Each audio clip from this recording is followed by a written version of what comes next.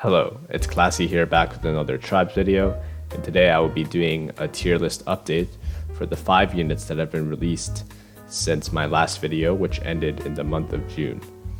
So these are the 5 units that we can see on the screen. Make sure to check out this website because it has a lot of good information about the game. It's basically a huge database, so we can actually look at each of the units themselves and see all of their information just like in the game. Now let's just jump right into it. First up is Shikadai Nara, who is very similar to his father Shikamaru, and you can see that he is a T unit. He has the Shadow Bind, which can reduce the enemy's defense, which is very similar to Shikamaru, and he also provides extra buffs on top of that for your allies. His fourth skill is more versatile than Shikamaru's because it doesn't just affect T units, and he can lower enemies' defense right at the beginning of the battle for 5 turns. This is really important for modes like FG and ATB that have limited turns, so every turn counts, and that's why he's so good in both of those modes. As we can see, he has 10s in both of those categories, so you can definitely use him over Shikamaru if you have him built up for ATB, and he's actually pretty good in all the other modes as well. Even though his vitality isn't the best, his jutsu and fourth skill really have a big impact on the battle itself, even though he might not be actually in the current rotation, and that's why he can be used for all the other modes if you have him. But of course there are better choices for these modes. Now moving on to Itachi, he's actually not as good as his art makes him look. Again, his vitality isn't the best one. He has a stun, and pretty much all of his buffs relate to attack shinobi specifically. And this is definitely an interesting unit idea because he's a support for one type of unit, and you can build a team around attack shinobi that you can put him in and it'll be really effective. But that means that overall his versatility is a bit lacking, and as you can see, he targets attack shinobi for buffs, targets defense shinobi for debuffs. His fourth skill also targets attack shinobi only, so that's why he's not as good as many of the other units that exist in the game. And even if you are looking for a buffer or a nuker, you can just pick other units. That's why he has 6s in most of the categories, and you obviously don't want to use him in ATB really. Now the next unit is Inojin, and he is a tank that has some mixed results, but his effects are actually pretty good and people sleep on this unit a little bit. He can do some good nuking for D unit, and he has some debuffs that last for 3 turns, which is pretty effective. His fourth skill basically does regular tank fourth skill effects, and he'll help your allies survive and also keep debuffing the enemy so they can do less damage to you. But you can also do more damage to them on the way back. So if you look at the scores here, FG and ATB just don't use him. Abyss you can use him because tanks are pretty effective in Abyss, as you've seen from my last video, and the strategy revolving around tanking and using the tribe repeatedly. And for PvP he's pretty solid as well, basically on the same level of Shikadai. Now of course they're just better options, so if you have those options you don't need to use these two. But if you don't, you can definitely put him in and he'll be a solid tank. Next up is Madara, Ito Madara to be exact, and he's actually pretty strong, as you can see from that showcase video that I have. So he has a great vitality, he has a lot of effects on his jutsu, which debuffs the enemies, and his fourth skill also has a lot of effects which protects the cell that he's in for the rest of the battle at the beginning of the turn. And then he can also do more protection on top when he rotates in.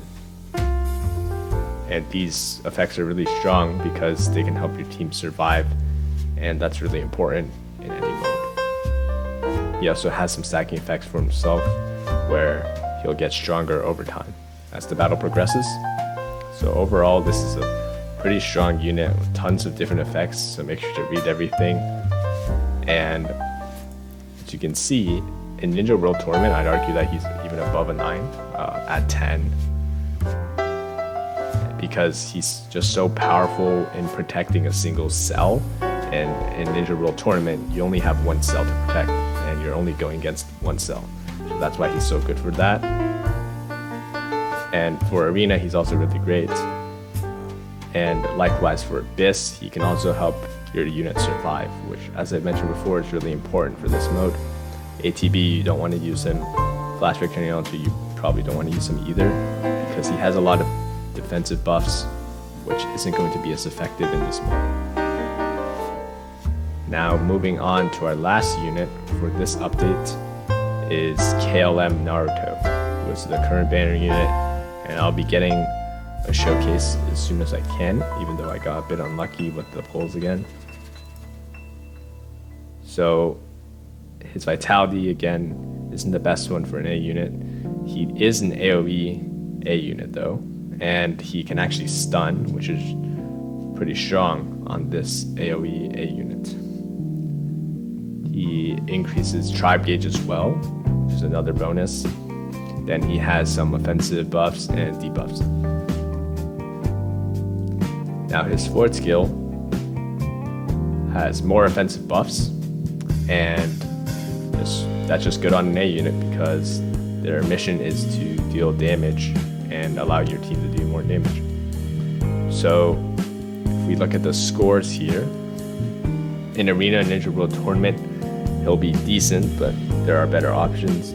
The vitality definitely hurts, but I do like the AoE stun and the AoE nuke, and his buffs are pretty decent, although there are better ones.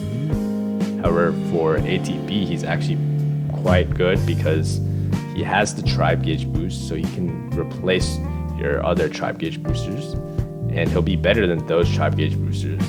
For example, Choji, Jiraiya, Hashirama, and Sakura Blossom, because he has the offensive buffs, which is really important in ATB because you're trying to do more damage, and the other units are just not as good as buffing your team as he is. So that's why you can put him in your ATB team in the tribe gauge booster role, and he can also double down as a attack support role. Now for Abyss, he's alright. The Abyss strat nowadays doesn't really revolve around having like nukers too much. It's more about that tribe that I mentioned. So last up is Flashback Genealogy, and he's pretty decent, but you probably don't need to use him. There are a lot of better like support units you can use for Flashback Genealogy, but you can definitely put him in as well. Just make sure that you keep in mind his vitality and you put him in the right position, because otherwise he might not be able to jutsu, and that will cause you to lose a lot of buffs. So that's about it for the 5 units that were released these past few months. It's not a lot because Bandai has been doing single unit banners, and people have been asking me to make like a tier maker style tier list where we can see all the units lined up to each other. I will be working on that, but in the meantime, you can use this website because you can filter units by the different modes, and that's basically just as effective as knowing like where the unit is placed in a picture with arbitrary S, A, B, C, etc. That's why we use the numbers here. Now, I will say that not everything here is like exactly pinpoint, so you can give or take one number or two. And the reasoning is because of how like team building works in this game. Sometimes you just need another unit to specifically deal with a certain opponent, or maybe your team prefers one unit over the other. So it's really hard to say that units are like in a set in stone tier or rank. But definitely use this website because pretty much everything here is going to be accurate enough to tell you like what you should use for your team. And it's really easy to see how units line up to each other if you just filter like I did. You can also search up the names of the different units, and you can see their number scores. So obviously, the higher the number is, the better the unit will be. So hopefully this video was helpful, and thanks for watching. I'll see you in the next one.